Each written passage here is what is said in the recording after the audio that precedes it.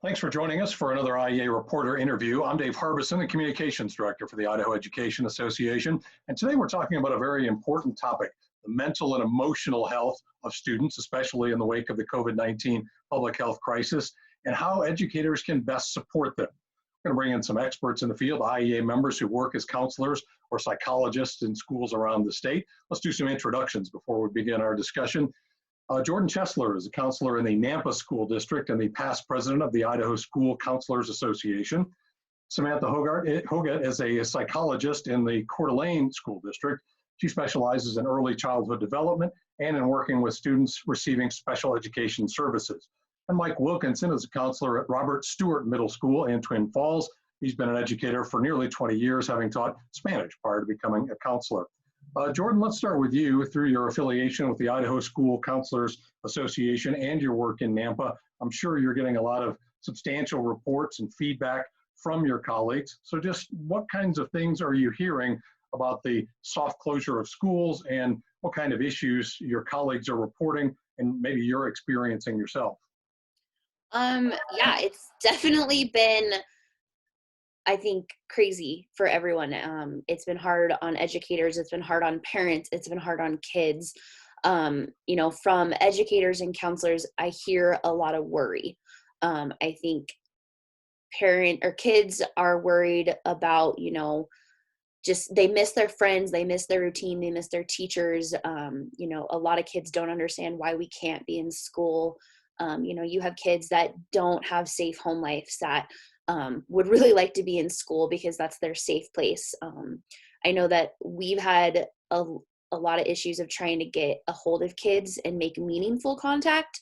Definitely going into the closure, I know as a counseling group, we had a lot of questions about, how do we help kids, but help them feel safe in their home? Because, a lot of things that we talk about on our office, they're not always ready to talk about with their family members or whoever else is in their house. And so kids who, I might see regularly in my office aren't really able to talk to me while they're at home because there's always siblings running around or parents, and they just don't feel like someone might overhear it, and that's really stressful for them. But I just think there's just been a lot of worry. Obviously a lot of what if. I get a lot of questions about like, well, when are we going back to school? What will it be like when we get back to school? And of course we don't have those answers. So I think that just adds to the stress that kids are feeling, and parents for that matter. Mike, what about you? Really similar. I think just adding to that, it's outside the kids' control. And so when they're in the school and they have their routine, they know how to navigate. This, they don't know how to navigate. It's all new for them. And then the stress on the teachers, it's the increased role that our parents are feeling too, as they are homeschool parents plus a teacher. And it's just a lot to juggle right now for everybody involved. Samantha, you have a little bit different role working with really early childhood situation and kids that need special education services. How are they being affected? Yeah, so we are adding information to our Google Classroom, but kind of echoing what Jordan and Mike are saying, we hear a lot of concern from parents and from kiddos that they just don't understand why they can't go back to school, and they don't fully understand that they can't talk to their teacher necessarily. When we post a lesson on there, it's not a live in-person thing. They want to talk to us, they want to be with us, but they can't. They're just watching us. We have been able to do some Google Meets with some of our kiddos, and they've really enjoyed that, but it has been pretty few in number. We haven't reached all of them. Whether the family is working, they just can't meet with us at some of the times. And Jordan mentioned this, so Samantha and Mike, if you would just talk a bit more about the challenges in not having physical contact, face-to-face contact with the students you're trying to work with, just getting in touch with them first of all, and then what are the limitations of your ability to really counsel them in this virtual world? So when Jordan talked about the inconveniences about them being at home and siblings, parents there, it's hard to get them to open up in that setting. So even if you have a Meet, a Zoom meeting, or a Google Hangout or whatever, it's hard for them to feel safe in that space that they're in. And honestly, a lot of my communications with kids are over emails. And so that delay, like I'm talking to a couple kids right now who have lost grandparents through this. And it's just really, I don't think it's beneficial, but doing what I can through email with them and, doing the best we can. In my work with younger kiddos, it's difficult because maybe I'm not so much of the counseling role, but I was running nurture groups when we were in buildings, and I'm no longer able to do that just because some of the pieces require us to physically be there and feed each other and take care of each other and put the Band-Aids on, and we just can't do that right now. And the other piece of that is working with such young kiddos, they don't have the attention span and they don't understand that technology piece yet. And so it's just nearly impossible to continue those groups at this point.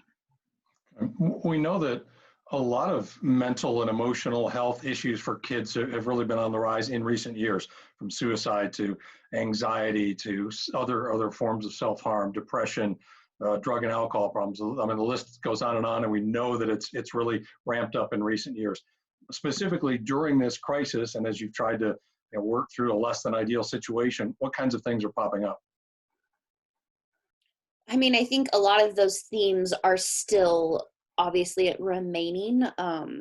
Definitely, I think in my experience, the anxiety of students has really risen. So me and my co-part at my school have really focused on like coping skills and looking at your circle of control versus what's outside of your circle of control, trying to help kids find healthy outlets, just because there's just so many questions and fear surrounding right now, and things that we don't have the answer to. And so that's really what my department has been choosing to focus on, is just like coping skills that are healthy, as well as really just focusing on what is in your control.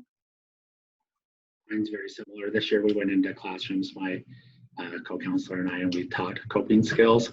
And then once school was out, we asked every teacher to do up to a 2-minute video on how they are staying mentally healthy.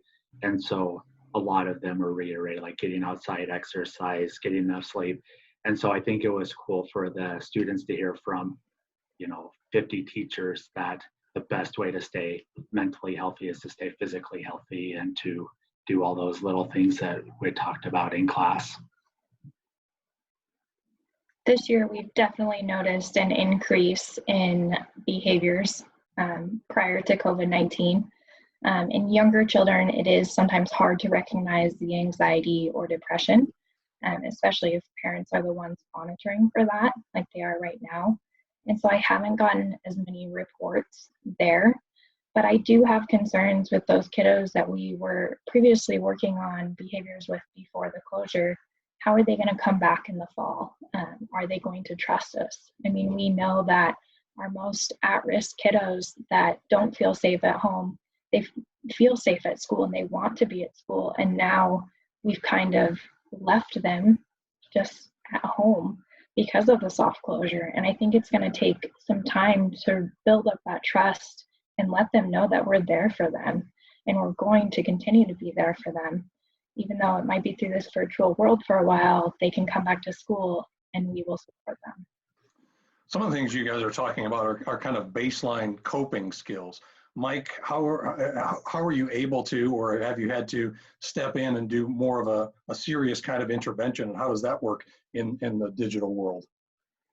More serious counseling intervention, is that what you're talking about? Yeah.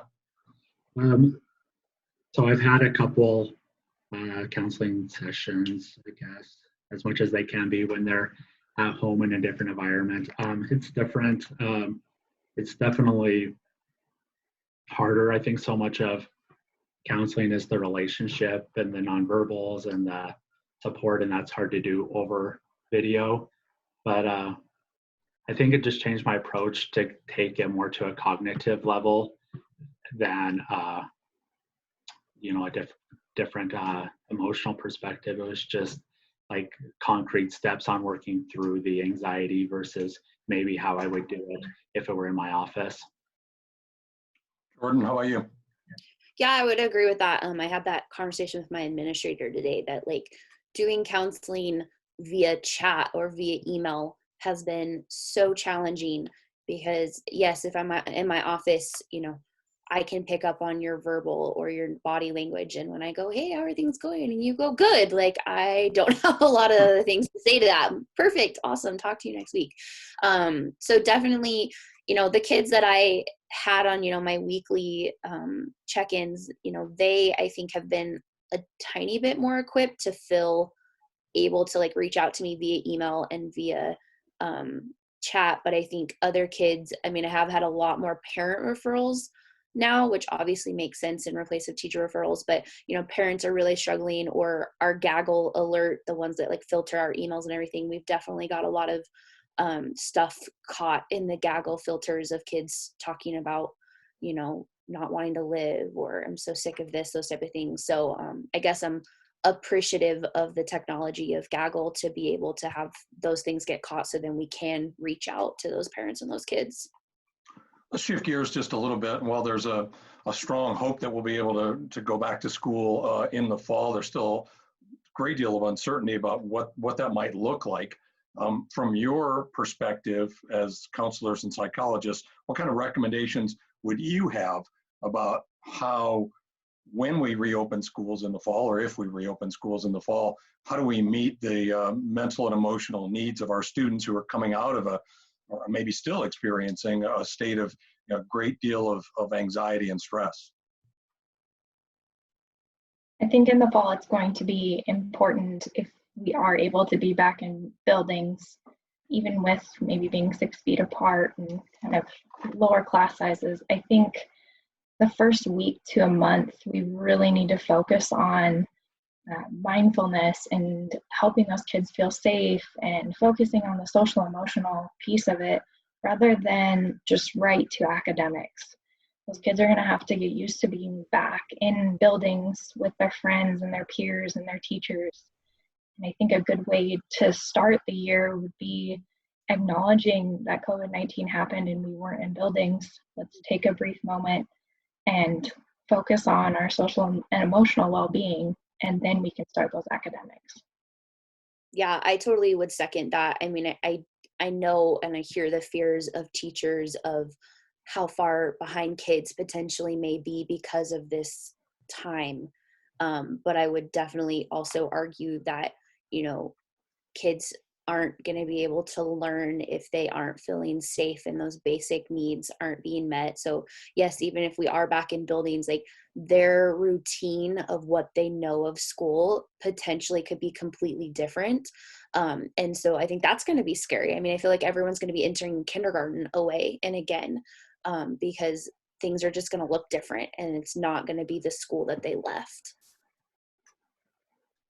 I like the kindergarten comment because I think I'm in middle school, and so I think there's the teachers that naturally build relationship with kids and then those who don't, and I think they're all going to have to be kindergarten teachers. Like every teacher is really going to have to focus on that relationship and just make sure that the kid feels safe. And as counselors, we'll do what we can. We'll go into the classrooms, we'll do that kind of stuff, but the teachers are our frontline workers there, and they have to build that relationship and that rapport and that safety with the kids. We also know that at least some districts are talking about cutting counselor positions or reassigning counselors to other duties where they would have maybe less face-to-face interaction and less ability to really interact with students and help them in that kind of with coping mechanisms. Why might such moves, do you think, be especially detrimental under the current COVID-19 circumstances? I feel like we have an important job all the time. I stay busy, counseling kids, helping them cope with everyday life. And that's pre-pandemic, pre-life disruption. A lot of these kids are going to come back having experienced true trauma. I don't think people outside the field realize the traumatic event this is and the restructuring going on in the brains of our students, and that's going to take time and professionals to help overcome. Yeah, I totally agree. I was talking with someone the other day about like the impact of this, and like my major thing growing up was 9/11. And so I can totally remember like how the world changed after 9/11. And so I think that's going to be one of those moments, like the world is going to change. And we don't know what that looks like, but you know, the American School Counseling Association, their recommended ratio of counselors is 250 to 1. And our current Idaho average is 549 to 1. So already you have counselors that are wearing way too many hats, or B, just have so many kids on their caseload. And, you know, every theory in counseling comes back down to relationships. So it's really hard when a child might walk in your office and you have to go, oh, I'm so sorry you're crying, but what is your name? Like, it's really hard to be like, yeah, tell me all the things that are going on in your life, but first start with you, because I don't know who you are. So I definitely think it would be highly detrimental to lower the number of counselors and increase that ratio when Idaho is already double the ratio recommendation by ASCA. I totally agree. Being a school psychologist, there's already so few of us. And so we definitely need more. And if districts can increase school psychologists, then we're able to help out counselors in the counseling piece. We're not just testing machines for special education and writing reports. We're able to focus on the mental health piece and getting into classrooms and knowing kids and being able to recognize their names as soon as they come in, just like Jordan said. So that would be a huge detriment if they start decreasing counselors and school psychologists. And counselors in particular are often, it varies from situation to situation, but are frequently pulled in a lot of different directions. If there's a need to be filled in a school, the counselor a lot of times gets pulled in to be in charge of academic testing, to be in charge of college and career. And maybe those are things also that take away their focus, really to be able to really focus on the behavioral piece that some of you have the expertise in. Another piece of this is the 504s and the IEPs and the paperwork load that all of you have to deal with. How is that being impacted during the COVID crisis? It's definitely difficult coming from the special education side of things. A lot of our testing has been put on hold, and there is talk of virtual testing, but many school psychologists have concerns about how valid it is, especially with the lag time and the delay.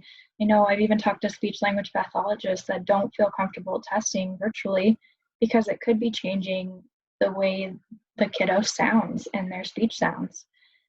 Plus that lag time, they may not get the full sentence of what the kiddo is trying to communicate. And so, and I mean, if a kiddo is already qualified for special education services and has an IEP, tracking their goals right now is impossible. We can't get the data on that. We're providing kiddos things in Google Classroom, but there's no way to see what they're doing. So it's very difficult.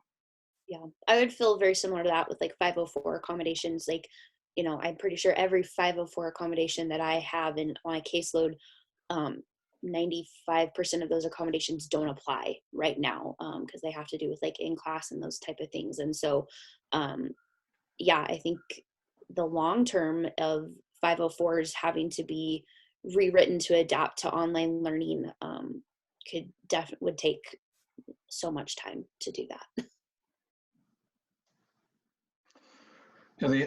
Another question I had was, sometimes the focus is more on students that need that extra help, or that are really trying to find their way. I wonder, especially in a crisis like this, what about advanced students and the gifted and talented programs? Are those at all being left by the wayside, and do those students still need supports, just different kinds of supports during this time? I think, there's the misconception that a lot of our time as counselors is spent with the struggling kids. I think I spend probably 50% of my time, about half that I'm meeting with kids, with the advanced kids. Their struggles are different, but they're nonetheless real for them. They struggle with perfectionism, and they have relationship problems, and they have their own set of of difficulties. And so, yeah, I don't ever want those kids to be left out because they'd require a lot of attention too that maybe people often don't think about. Yeah, I would agree with that. They definitely have a different set of challenges, but very real challenges nonetheless. And currently I'm at a middle school, but I am still connected with a lot of students from my previous high school. And those kids have been concerned about like what these 6 months mean for in the long term. Like, am I going to make it in college now because I missed the last section of calculus? Like, I'm never going to, so I think there's a lot of the high achieving ones that are very concerned about what 6 months, this 6 months is going to affect their entire future. A couple of you have made mention of just this baseline piece of trying to get in touch with students and trying to connect with them. But in a more normal world, you guys are all working together as part of a team. You've got the student, the parent, yourselves, and a classroom teacher. But that would seem to be much more difficult under the current circumstances as well. It definitely is. You can't just walk down the hall or walk into the next office and ask them, hey, I have a question about this kiddo. What do you think? You're part of our team. And now it's like, okay, let me try to email them, and then I'll try to phone them. If I can't get it through an email, maybe I can get them on Google Meets. It definitely adds a few more steps in there to do what's best for the kiddo. Yeah, I 100% agree. I'm trying to, within my own life, set boundaries of I can't be on my computer 24 hours a day right now, but seems like the kids that I need to connect with most are the ones that are messaging me at like midnight going like, hey, what up, Chesler? And I'm like, oh, I was sleeping, but I really need to talk to you. So yeah, what's going on with you? So I think I feel that moment of like desperation of like, I just need to talk to this child, but also, it's hard to try to keep that schedule right now. I think most of my referrals before I came from classroom teachers like to be like, hey, so-and-so, it's just like off today. But then, I'd make it a point to find them in the hall or something really nonchalant and, try to work them in that way. And now, unless it's really big, teachers, don't know. So they reach out on big stuff, like if the students report like a death in the family or something like that. And then I reach out by email. But even like when I reach out for email, I'm like, hey, we're here for you. Let us know. And I don't hear back probably from a good percentage of them as well. We've talked some about the increase in the extreme behaviors of self-harm and depression, severe anxiety, kind of those types of things. It seems like this is finally getting some traction in terms of being on the radar of decision makers within the state of Idaho. The governor's task force over the summer, that was one of their key recommendations, was let's really take a swing at trying to deal with social and emotional well-being of students. So and I'm wondering if that is maybe being derailed a little bit by the COVID crisis, hoping that that's not the case, because I think it's really an important issue. But I'm just wondering what kind of pathways you might see forward or suggestions you might have as Idaho and everybody else tries to come to grips with the increasing number of severe incidents of mental health issues that we're seeing from students. Yeah, I think historically, when you look back, when the economy's good, then people can focus, feel like they can focus on the social emotional health, and then that's the first thing they want to cut.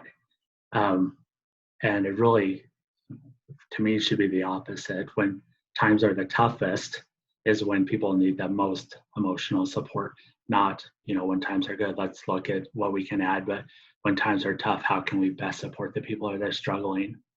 Yeah, so I think that's right, Mike. Aren't we especially going to be dealing with this when we come back to school in the fall, that, kids have kind of been out of school, but in many cases, yanked on short notice out of school. They've lost their social network. They're having to adjust to emergency learning. Their family situations may not be ideal. There may be family financial issues. Isn't August, when they come back to school, isn't that the time when they really need that safe, supportive environment? And aren't we somewhat obligated to provide it? Yeah, you would think so. But unfortunately, I definitely know, like on the counselor side of things, so much of my August and September, has nothing to do with social and emotional. It's logistics and class schedules and all of those things that do not require my skills in counseling. I'm somewhat annoying sometimes with my admin, where I constantly am asking the question, like, does this task that you're asking me to do require my master's in counseling? Because if not, like, there's probably someone else that we really could like try to train. I haven't won that battle yet, but I do try. But yeah, it's going to be unfortunate that, you know, especially if we're trying to figure out how to make only 15 kids be in classes and all of those things that are going to happen. And I think it's going to be unfortunate that a lot of kids are going to get missed in the first couple months of school, and probably when we could do a lot of repair. I agree with Jordan. Definitely in August and September, we're focusing on caseloads and who's going to be placing what class and who's their case manager, and instead of really taking a step back and focusing on our mental health and the social emotional piece. You know, for the future, I hope that mental health will be seen the same as physical health, and it's going to be given the same consideration. And I think the task force bringing that up and really working towards that this year has been huge. Yeah. But I would like to see. Oh, yeah, go ahead. and I'm glad you brought that up, because you guys as professionals in this field certainly recognize, and I think by and large most educators recognize what they are seeing in classrooms and school buildings kind of across the state. Why do you think the general public is so maybe reticent to see what's right in front of our eyes about the increase in concern about mental health of today's youth? I think, go ahead. I think Idaho is just old school on that. Like, it's pull yourself up by your bootstraps. If you need counseling, you're weak, and it's an education thing. It's changing the mindset. It's letting them know that these resources are available and they're going to help, and it has nothing to do with your character or your strength. It has to do with learning the skills that were missed along the way and were, you know, never taught. And it's more healthy to reach out than to struggle in silence. Yeah. I attribute a lot of it to fear. I think, you know, kids think they're scared to fail. Parents think they have failed if their child is struggling with mental health. And so if we just don't talk about it, my kid doesn't have that problem, so therefore I haven't failed as a parent. And so I think there's just a lot of stigma around being a good parent or being a good student or being a good athlete. And if you're struggling in those places, you know, it means that you failed, and we're so clearly taught that we shouldn't be failing in those areas. Well, this is obviously a critical topic that's not always easy to talk about. We hope that today's discussion serves as somewhat of a catalyst for more conversation about the needs of Idaho students and solutions that we might have to help them, especially when we return to school in the fall. Thanks very much to our panelists for sharing their insight and expertise. It's much appreciated. Thank you. Thank you. Thanks, Steve.